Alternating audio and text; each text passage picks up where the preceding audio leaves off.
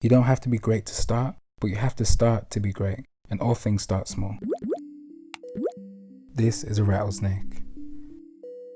It can be found in North and South America in rocky areas. Its diet consists of rodents and small birds.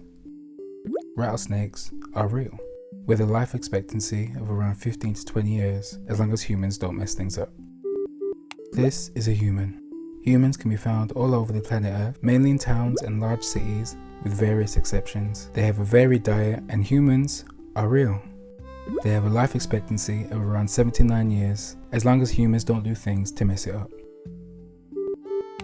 This is Medusa. Medusa was created by the human imagination. You'll find depictions of Medusa in art, and she's known as the iconic snake-haired gorgon of Greek mythology. Medusa is not real. Despite this, Medusa has lived for almost 3,000 years and will continue to live for as long as the human imagination does. The process of taking two beings with finite life expectancies and bringing them together to form something that can live through multiple lifetimes is called surrealism, combining the ordinary in extraordinary ways.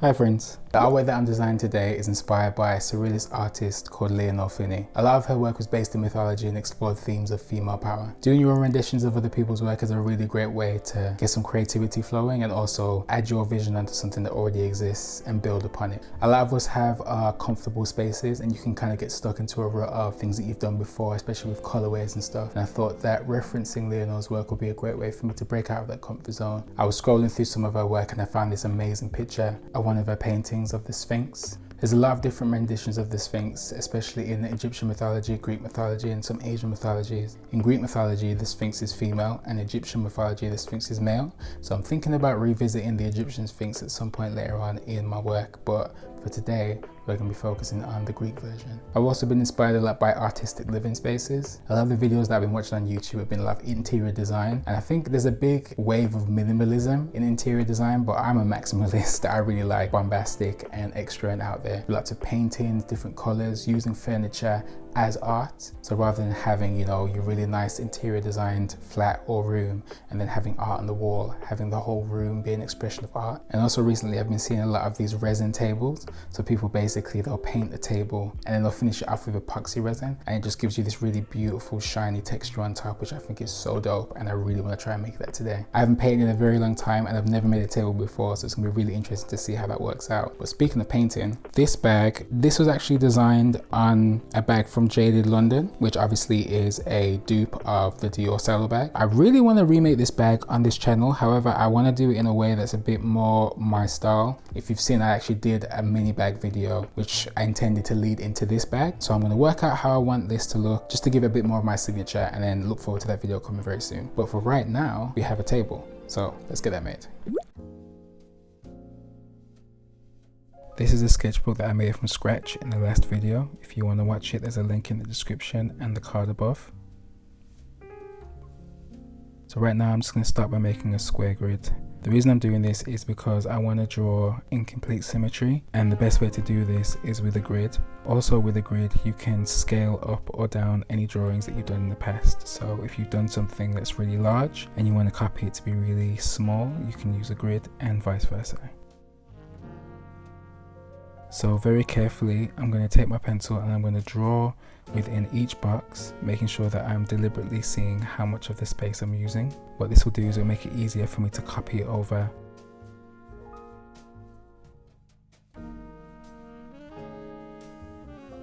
When drawing on the opposite side, I just need to be careful to make sure that I'm drawing the same amount of line work in each box. It takes a little bit of getting used to, but it's a lot easier to just look at how much of the space in the box has been used in comparison to the last than to just do it completely from your eye.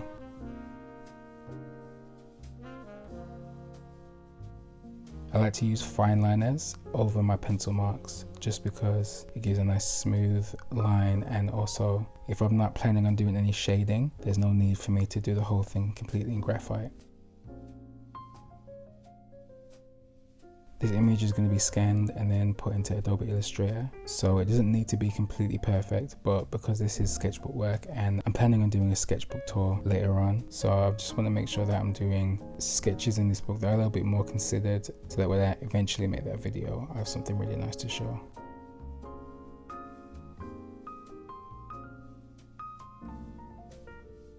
I'm using a mix of soft graphite pencils. Soft graphite are the pencils that end in the letter B, so anything from B all the way up to B8 is what I'm using in this pack. And I'm also using fine liner pens from Uniball. I really like them because the nibs come in various different sizes and it allows me to get different line widths. Right now for this drawing I'm just using a 5 and a 0.05 for the very small thin lines, and then I'm just using the 5 to fill in any of the deep shadows and colours that I want to do.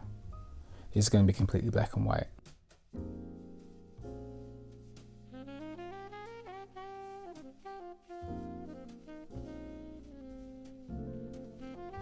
While I'm working in some of the details, it's not necessarily for me to do all of them because I am going to recreate this on the computer.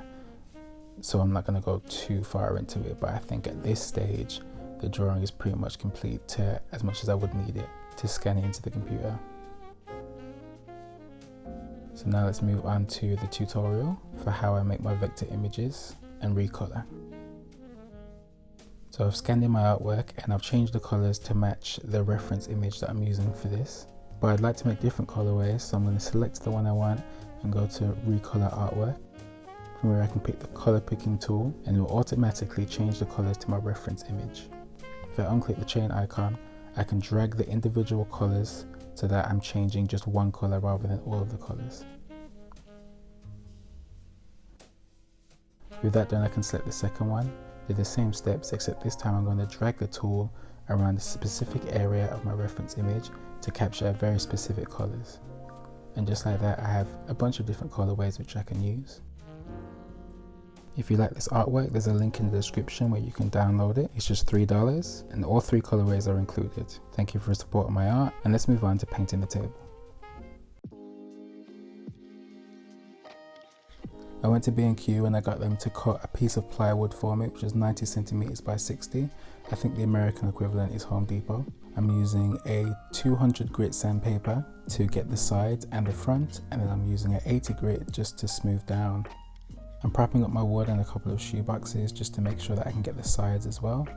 And I'm using a wood primer just to make sure that it sinks into the wood so that the paint that I do with the details can sit easily on top. I'm just using a regular sponge foam roller. I like to use the sponge rollers because I find the fabric ones tend to leave bits on the actual paint, and that's not what you want. Making sure to get the sides as well, and I'm going to use my 80 grit sandpaper just to make sure that the paint will adhere properly to the surface.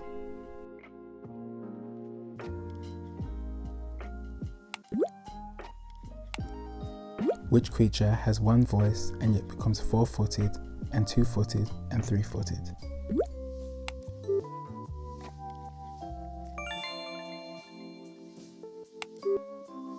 I'm using a projector to put the imagery onto the wood. I also have a tutorial on how you can do this by printing off paper and using it as, but for this video I'm just going to use the projector as it was a lot simpler and faster for me. I'm starting with the background color, which is the orange. The reason I want to do the background is because I need to paint several layers of this acrylic paint, and it gives me a nice reference point to know how much paint I actually need to use. The reason I say that is because I've never used these paints before and it's hard for me to know exactly how much they'll spread. So if I use it on the background first, it'll give me a nice reference point since that's the largest part. The brand that I'm using is Golden Paints. A lot of artists that I follow use Golden and it comes highly recommended. There's 2 main types which you want to use: the fluid acrylic, which I use for the black, and I experimented with the hard body acrylics for the colors. The main difference being that the fluid acrylic is much easier to work with. It has the same pigment load, so you don't need to worry about using extra coats. The hard body paints come in more color varieties. I'm not very good at mixing colors, so it's very useful to me to have a wide range of colors to make it easier for me to get the exact shade that I want, considering that I already worked out the colors beforehand. With the hard body paints, I did use a medium just to make sure that they spread a bit more easily on the canvas. I think for beginners it would make much more sense to use the fluid acrylic. However, I do feel like I got much more use out of the hard body since I was mixing it with a medium. and I definitely didn't need to use as many coats when I did less medium. So I would suggest you mess around with it first. Because of time constraints, I usually jump right into painting these things, so I don't really have much time to experiment. However, if you do, I would suggest using it on a smaller scale. Figure out which ones work best for you and then move forward. But I would highly recommend this paint. It was very good to use, especially considering the other brands that I've used in the past. To mark off the edges, I'm going to use this frog tape. It's the best tape for when you want to use paint, better than masking tape. And I can just get a nice black edge around the orange to separate it.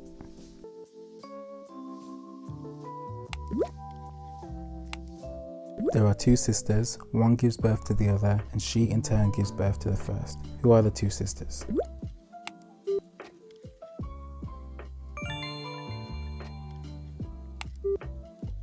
This is the epoxy resin that I'm using. You need to mix the epoxy resin with the recommended amount on the bottle of hardener, which basically makes the resin hard and it stops it from cracking to allow you to have a nice, smooth, safe finish. For this particular resin, the ratio was 100 ml to 47 ml. So I just increased that to make sure I can do 500. When mixing the resin, make sure that you stir it for at least the recommended time. If not, you can end up with a lot of streaks in your resin. I didn't get a perfect pour on my one, so the results weren't absolutely immaculate. However, I think stirring it for longer than the recommended time really did help. Make sure to paint along the edges to reduce the chance of dripping. I left the resin to dry for 48 hours before adding the table legs. These table legs I bought from Amazon. They're very cheap and they have a beautiful aesthetic which I really think worked with this table. And this is the final design. If I was to do this process again, I think I would practice with the resin a little bit more. It seems quite simple, but it's very easy to mess it up, and there was a few small things which I wish I did a little bit differently. But overall, I think the results turned out quite well. Thank you so much for watching my video. Make sure you enjoy the rest of your day. Bye friends.